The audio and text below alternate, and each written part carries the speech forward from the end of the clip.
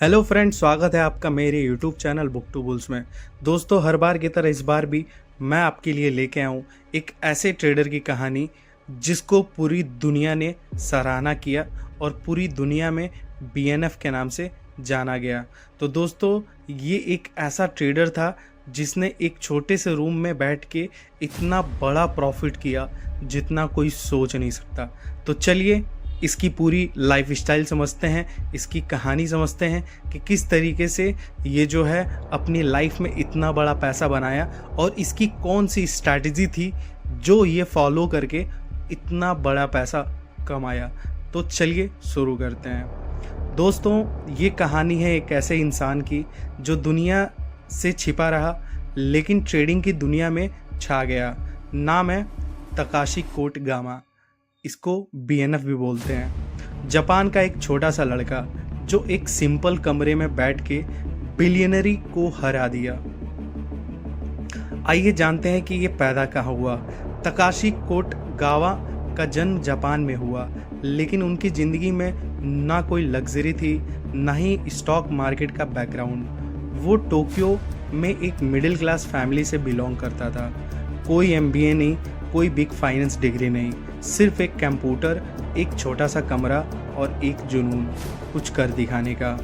शुरुआत बस 10 लाख रुपए से।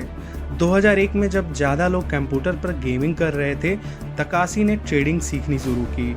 उसके पास सिर्फ $13,600 थे, जो लगभग 10 लाख के बराबर होते हैं। वो सब इधर उधर नौकरी करके वो छोटा छोटा पैसा इकट्ठा किया जो कि $13,600 थे। उन्होंने दिन रात चार्ट देखे, टेक्निकल इंडिकेटर्स जाने जैसे कि Bollinger band, RSI, volume, moving average, ये सब खुद से सीखा और फिर मार्केट का साइकोलॉजी समझना शुरू किया। 2005 एक ऐसा घटना था जो उसकी पूरी ज़िंदगी को बदल के रख दिया। 2005 में फैट फिंगर इंसिडेंट जे कॉमसॉक, यानी कि एक दिन जापान के एक ब्रोकर ने गलती से 6,10,000 शेयर को 1 येन पर बेच दिया, जबकि उनकी कीमत थी 6,10,000 येन। पूरा मार्केट पैनिक था, सब लोग भाग रहे थे, लेकिन तकाशी ने देखा ये मौका है। उसने नीचे से दम पे शेयर उठाए और जब मार्केट रिकवर हुआ, सिर्फ एक ही दिन में कमा लिया 17 मिलियन, यानी 130 करोड़ से ज़्यादा। ये सिर्फ 2005 की कहानी है। 2005 में उसने 130 करोड़ कमाया। जब पूरा मार्केट गिर रहा था, वो डीप में जाके केवल बाय कर रहा था, और जब मार्केट रिकवर हुआ तो उसने 130 करोड़ कमाया। उसके बाद सन 2006 लिवर डोर क्रैश के टाइम मार्केट फिर से गिर रहा था, सब लोग लॉस बुक कर रहे थे। तकाशी ने एक और बार कॉन्टेरियन थिंकिंग दिखाई। उसने स्टॉक्स खरीदे जब सब बेच रहे थे, और जब बाउंस आया तो फिर से करोड़ों कमा लिए। उसके बाद 2008 जब ग्लोबल फाइनेंशियल क्राइसिस आया 2008 में, लेकिन हर कहानी में एक ट्विस्ट होता है। 2008 का ग्लोबल क्रैश में तकाशी ने बहुत बड़ा नुकसान उठाया। ओवर कॉन्फिडेंस और इम्पल्सिव ट्रेडिंग की वजह से काफ़ी पैसा गया। उन्होंने कहा, मैं जीत गया था, इसलिए समझ गया था कि मैं हार सकता हूँ। लेकिन वही तकाशी ने डिसिप्लिन वापस बनाया और कुछ ही महीनों में पूरे लॉस को रिकवर किया। उनकी जो ट्रेडिंग स्ट्रैटेजी थी दोस्तों, वो ये थी। तकाशी का रूल था कि जब स्टॉक 20% नीचे आए 25 डेज एमए से वहाँ एंट्री, यानी कि जब मूविंग एवरेज 25 डे का उसने सेट किया, और जब मूविंग एवरेज से अगर मार्केट या कोई स्टॉक 20% गिरता था, वहाँ पे वो बाय करता था। स्मॉल विन नो ईगो, हर दिन छोटी प्रॉफिट लेके निकल जाना, ये उसने स्ट्रैटेजी बना ली थी। रिस्क कंट्रोल, ज़्यादा लेवरेज नहीं, सिर्फ अपॉर्चुनिटी बेस्ट ट्रेड, मतलब ज़्यादा लेवरेज नहीं लिया, सिर्फ अपॉर्चुनिटी देखा कि हाँ यहाँ अपॉर्चुनिटी मिल रही है, सिर्फ वही एंट्री किया। नो थ्रिल ओनली लॉजिक, मतलब मार्केट के इमोशंस को समझा।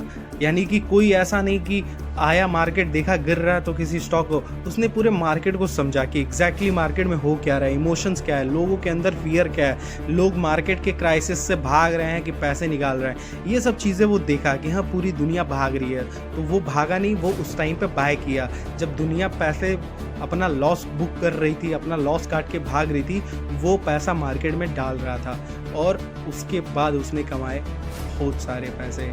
उसका जो माइंडसेट था वो थोड़ा समझते हैं। मैं मार्केट से प्यार नहीं करता, मैं सिर्फ उससे प्रॉफिट लेता हूँ। उसका माइंडसेट ये था। तकाशी कोटगामा ने हमें सिखाया कि ट्रेडिंग थ्रिल नहीं, डिसिप्लिन का गेम है। उन्होंने 10 लाख से लेकर 1000 करोड़ तक का सफ़र तय किया, लेकिन आज भी एक चीप होंडा सिविक चलाता है और रहते हैं एक सिंपल से फ्लैट में।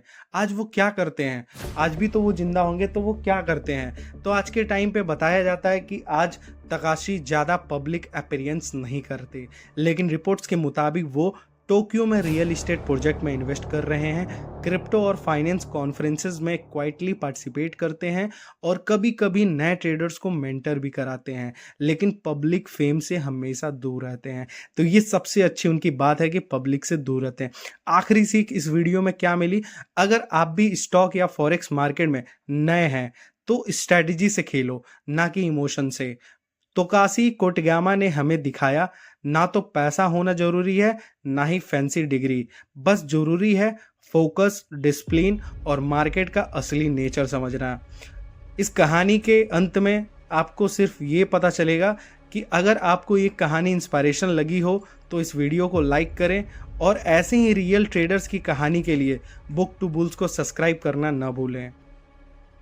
थैंक यू सो मच दोस्तों।